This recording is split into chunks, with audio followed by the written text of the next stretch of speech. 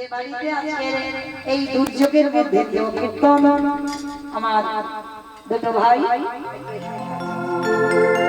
নিতাই গৌর হরি বল গৌর নিতাই দুই ভাই বাহ সন্তানের নাম যদি রাখো মা এরকম দেখো কেমন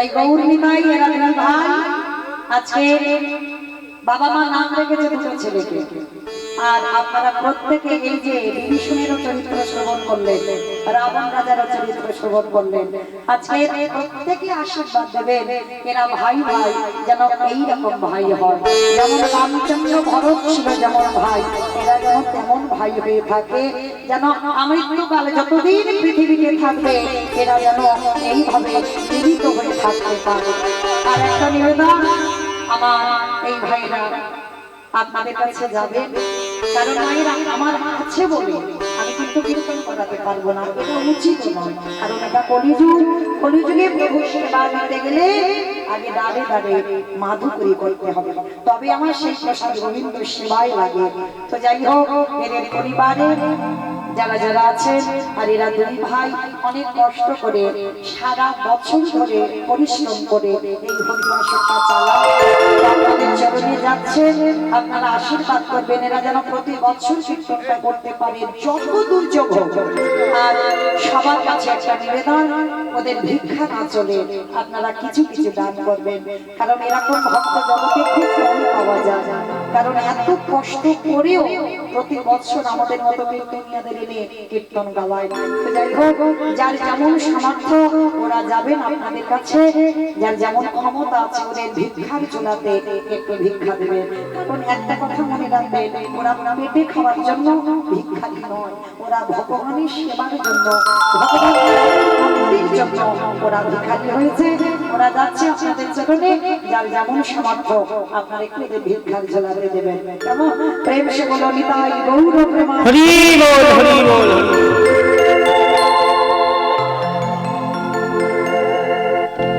চেষ্টা করবেন ভাইরা একটু বেশি বেশি আওয়াজ যেন একটু ছন্দ আওয়াজটা না হয় কেমন কারণ এইখানে কিছু জমা দিলে সেটা ভগবান করেন করি হয়ে যাবে কেমন এটা কোনোদিন বৃথা যাবে না এটা অন্তিম সময়ে তোমার ডবলের ডবল হবে তো যাচ্ছেন আমার ভক্তরা আপনাদের চরণে যার যেমন সামর্থ্য দেবে সেই চৈতন্য মহাপ্রভু আজকে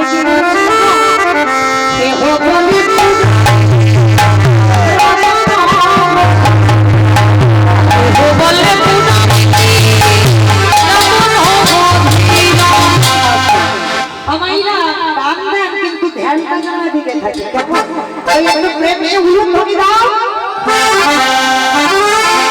বলে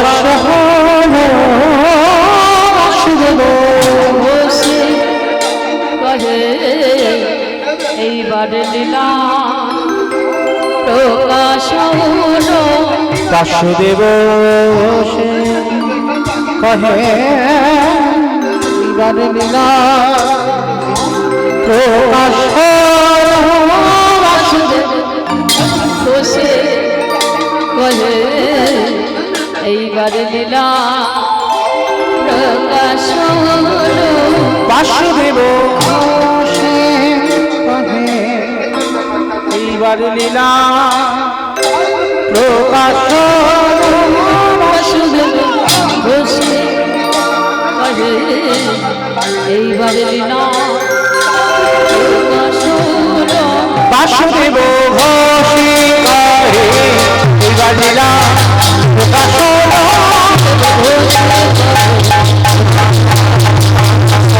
বাসুদেব ঘোষে কহে এইবার লীলা প্রকাশ হলো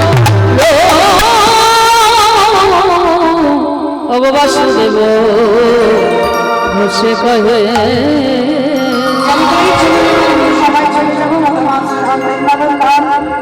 মাইরা সবাই দেখে একবার প্রেম সে বলেন তো গৌর সংসার কি ধনিতা হলো কি এটাও জয়। আমি বললাম ধনিতা হলো বলে এটা নাকি জয়, এটা জয় নয়, একটু প্রেম সে জয় দাও। এত যদি জয় দেবে কত দূর শোনা যাবে।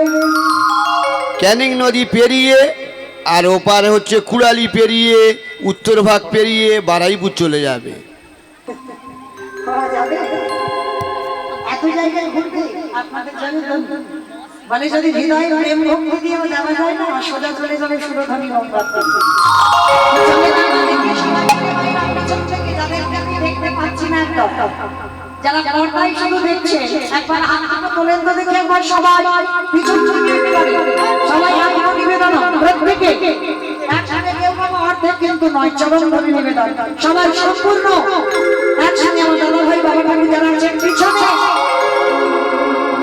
পিছনে যারা ধসে যাচ্ছে দেখতে পাচ্ছেন ওই দেখো মাঝখানটাও ধসে গেছে, তোলো দেখি তোলো সবাই একসঙ্গে বলবে না।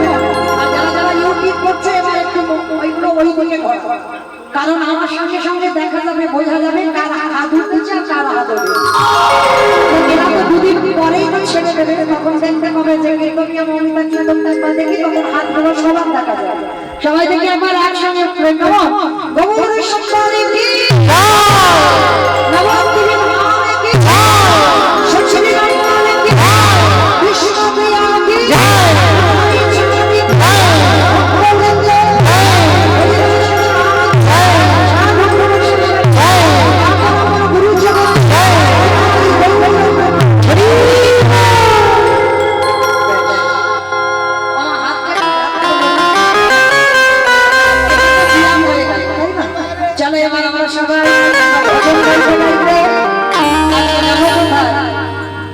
সেই একেবারে সুরধ্বনির তীর ধরে।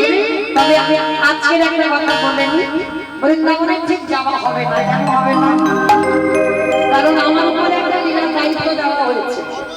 কেমন আজকে যাবো কোথায়? ত্রেতা যুগে রঘুপতি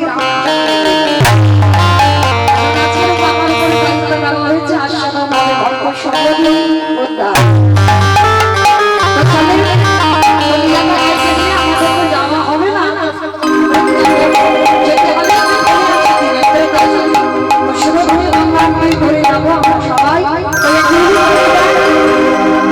সুরধ্বনির কিনারায় সোনার নূপুর দিয়া নাচে না বদরা সুন্দর গৌরাঙ্গরা। সুরধ্বনির কিনারায় সোনার নূপুর দিয়া নাচে না করি গো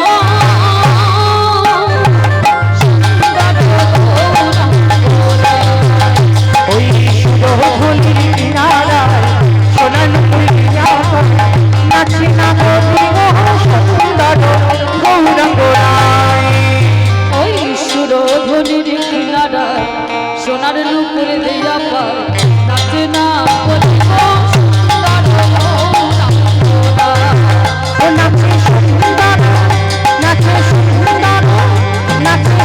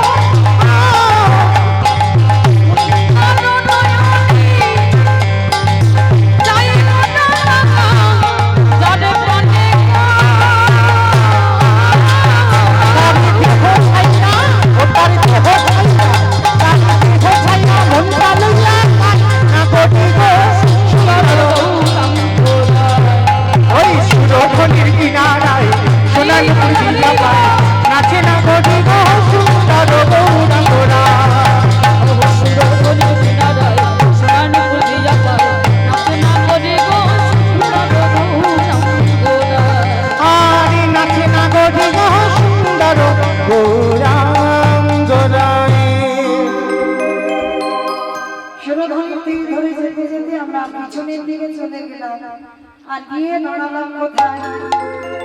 আমাদের এই জায়গাটা তৈরি হলো পঞ্চবটী রোড।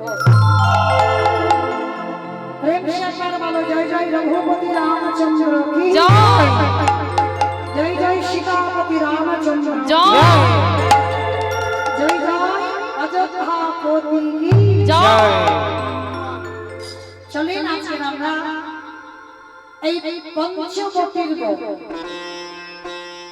পঞ্চবটির বনে একাধারে এক ভক্ত বাস করতেন, যার নাম ছিল হীরাচন্দ্রা। এই যে হীরাচন্দ্রা আর তার স্ত্রী ছিল, যার নাম হলো মাতা মোহিনী। এই হীরাচন্দ্রা আর মাতা মোহিনী মাইরা আপনাদের বোঝার মতো লীলা, তবে একটু মন প্রাণ দিয়ে শুনবেন কেমন? এই লীলাটা শুনলে বুঝতে পারবেন। আমরা অনেকে বলি না, বাসি পোশাকে গোবিন্দ সেবা হয় না, এঠো থালাতে গোবিন্দকে খেতে দিলে নাকি খাওয়া হয় না। তবে মনে রাখতে হবে, ভজন শক্তিটা আমাদের তৈরি করতে হবে।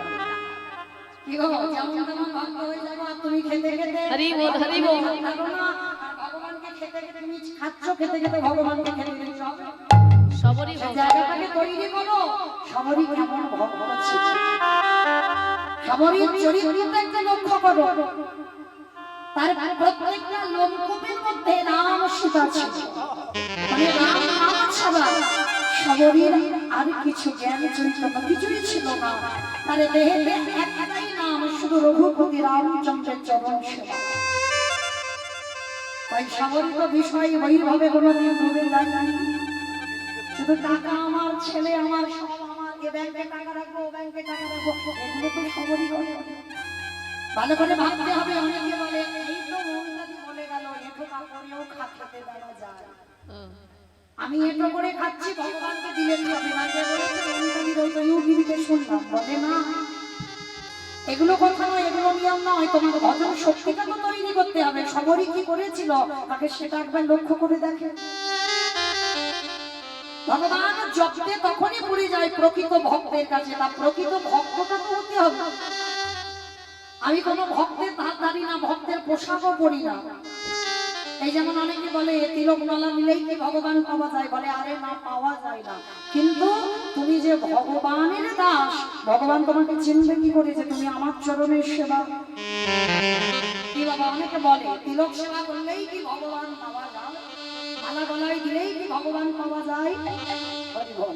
এইগুলো অনেক মানুষরা বলে, অনেকে মুখোমুখি দাঁড়াতেও হয় আমাদের। কিন্তু একটাই কথা আমি বলবো, ভগবানের চরণে দাস হবে। যেমন বাবা, তুমি এই পোখর রোদের মুহূর্তে, এই যে রোদে রোদে আমরা আসছি, কলকাতায় আসতে গিয়ে কত জায়গায় পুলিশ আমাদের ধরলো। তাহলে তুমি যে পুলিশ, আমি চিনবো কি করে? চিনবো কি করে? তোমার পোশাক দেখলে ঠিক মাত্র তুমি গৌর গোবিন্দ চরণে দাস, তোমাকে ভগবান চিনবে কি করে যদি তুমি এই আচরণগুলো না করো? তুমি যদি পোশাকগুলো ব্যবহার না করো, তাহলে ভগবান চিনবে কি করে? ঠিক এর জন্য পোশাক, ভগবান পাওয়ার জন্য নয়। আর এগুলো বললে কি হবে? তোমার দেহ শুদ্ধ হবে, আর দেহ শুদ্ধ হতে হতে তোমার ভক্তি উদয় হবে। আর ভক্তি যেদিন এসে যাবে, সেদিন আমার ভগবান হরি বল হরি বল হরি বল। তাহলে মনে রাখতে হবে বাবা, এই যে সবরই কত বড় ভক্ত ছিল, তারপরেই তো ভগবান তার এতটা আমার রামচন্দ্র সেবা করেছিল। তাহলে চলেন এই সবরই জন্মটা কি করে হলো আগে আমরা জানবো। মায়ের নাম ছিল মাতা মোহিনী আর বাবার নাম ছিল হীরাচন্দ্রা। দুই স্বামী স্ত্রী ওই মাধু করি করি আমার রামচন্দ্রের সেবা করত। পঞ্চবটির বনে একাধারে এদের একটা কুড়ে ঘর ছিল। তো মাধু করি করতে যেত। হঠাৎ বাবা সকালবেলা মোহিনী দরজা থেকে বার হলো, হঠাৎ দেখে না কতগুলো মেয়ে জলের ঘাটে জল আনতে গেছে। আর যখনই জলের ঘাটে জল আনতে গেছে, মোহিনীকে দর্শন করে বলেন ছি ছি ছি ছি ছি ছি ছি, সকালটা একেবারে মাটি হয়ে গেল। তোর মতো নারীর মুখ দেখতে হলো, তোর মতো নারীর মুখ দেখা মহাপাপ। তোর মতো নারীর মুখ দেখলে আমাদের যাত্রা শুভ হয়। তোর মতো নারীর হাতের দান কোনোদিন শুদ্ধ হয় না। কেন? তুই নিঃসন্তানী গর্ভ। তোর মুখ দেখাও মহাপাপ। তোকে দেখে যদি কোনো শুভ কাজে যায়, শুভ কাজ ভঙ্গ হয়ে যায়। সবাই কটু কথা বলছে, মোহিনী সহ্য করতে পারলো না, ছুটতে ছুটতে এসে ঘরের স্বামীর চরণে আছাড় দিয়ে পড়ল। চিৎকার করে বলল, দয়ামা, দয়ামা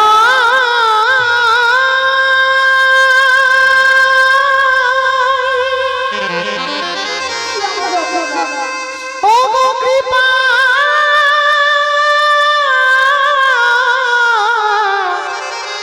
কৃপা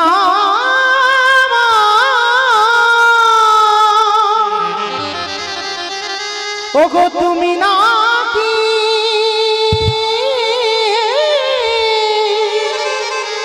ভাকিতে ভগবান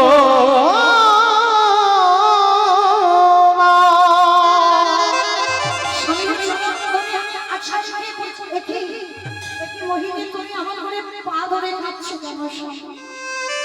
সকালবেলা আমি পাপ হয়েছে, সবাই আমাকে দেখে কত ঘৃণা করছে। সবাই আমার দিকে তাকিয়ে বলছে আমার মুখ দেখা নাকি মহাপাপ। জানো স্বামী, আমার বাড়িতে কোনো অতিথি এলে আমার হাত থেকে কিছু নিতে চায় না। যখনই শুনে আমি সন্তান সম্পর্কের জন্য ভালো না, এর জন্য কি শুধু আমি একাই দায়ী? ভগবান কি পারে না কৃপা করে আমাদের অবর্তমানে আমার প্রভু সেবার জন্য কাউকে পাঠাতে? চুপ করো মোহিনী, একদম চুপ। একটা কথা বলবো না, কেন ভুলে যাবে? ভগবানের কাছে চাইলে কম পড়ে, আর না চাইতে এত কিছু দেয়, এত কিছু দেয়। তুমি একবার চাইলে পাবে।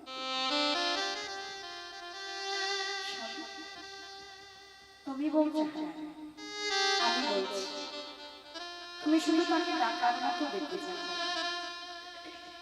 একটা কথা মনে রাখবেন বাবা, অনেক ভক্তরা ভগবানকে ভালোবাসে কেন? কিছু পাওয়ার জন্য। ভুল বললাম আমি?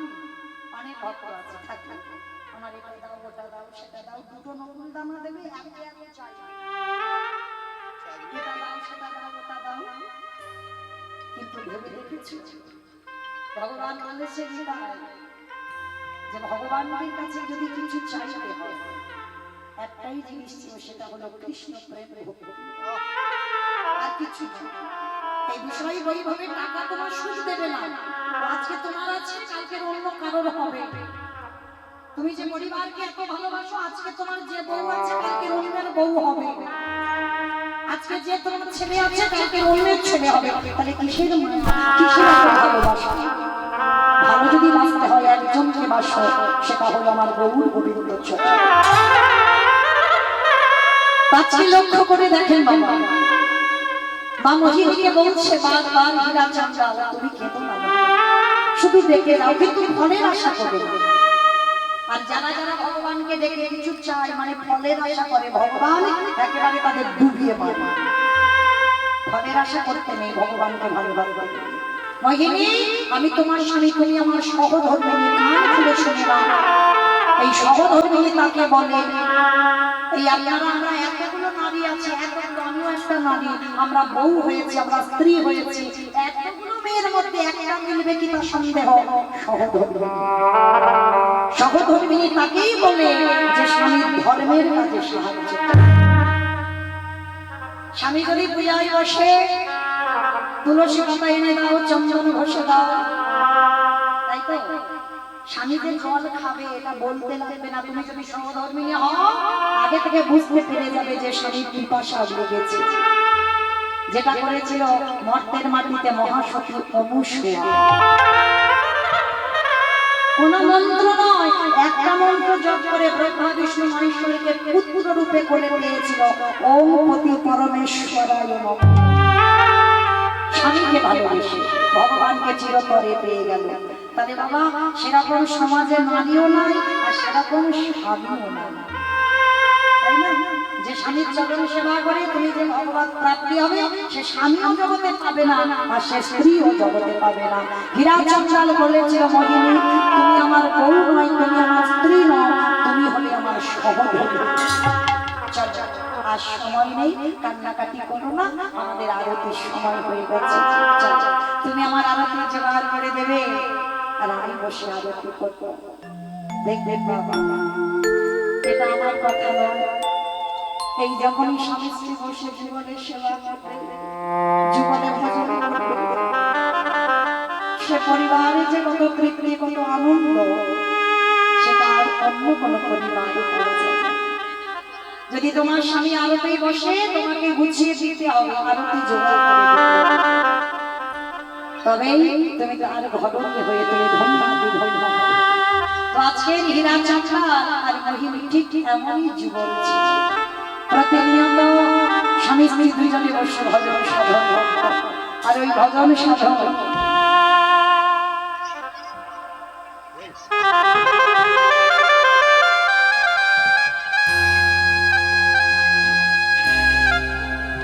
নিতাই হরি বল হরি বল হরি বল।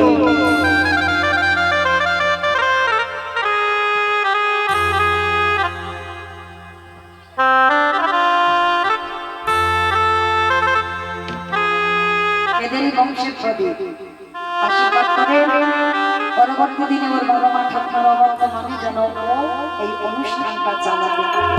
তাই গৌর প্রেমানন্দে হরি বল। হরি বল।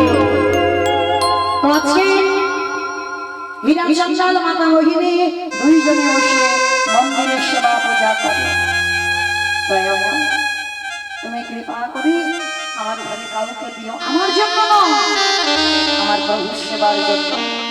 তুমি না করুণা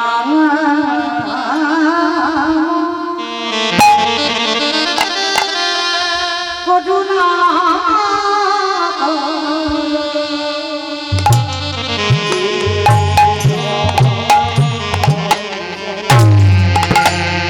ওগো ধনা